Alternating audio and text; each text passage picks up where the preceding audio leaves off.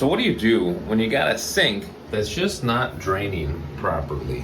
This one here, you can see it is draining, but slowly, and that's not going to get better over time. So the first thing that we got to do is remove this guy. Now this one, some of them you can press down, they'll pop back up. This one is attached to a rod underneath. Let's take a look. All right, so this rod is held on with a spring, essentially. So we're just going to compress these two ends of the spring and pull it off like so. Now it's released, and now we can unscrew this guy here.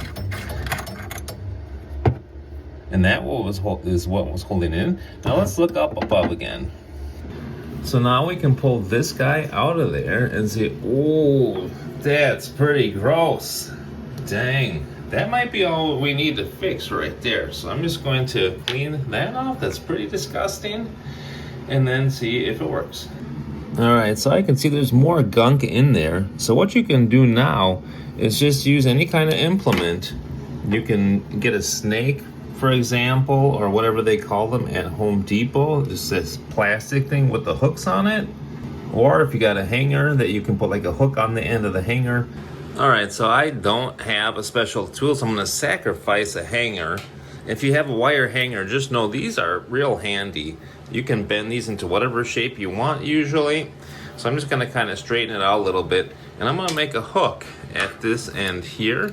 And with that hook, then we're gonna be able to pull up some of that crap that's in there. So straighten that guy out a little bit like so, and then just put a little hook here at the end. And this poor hanger is gonna have to deal with that disgustingness. So here we go. Hook, and now let's do some fishing. Alrighty, here we go. Just stick the hook down in there and get some of that disgusting crap out. Oh, here it comes. Oh yeah, gross. That's a big, disgusting fish. Put that in the garbage, and let's do some more fishing. Now what you can do to make it a little bit less disgusting, obviously, is put a glove on, and then you don't have to actually touch that stuff with your bare hands.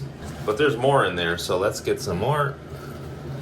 Now this is an accumulation, by the way, of, oh my goodness. This is an accumulation over 8 years. We've been running this place for 8 years, and I don't think this has ever been cleaned out. So probably doesn't have to be done real often, but sometimes, you know. So let's see.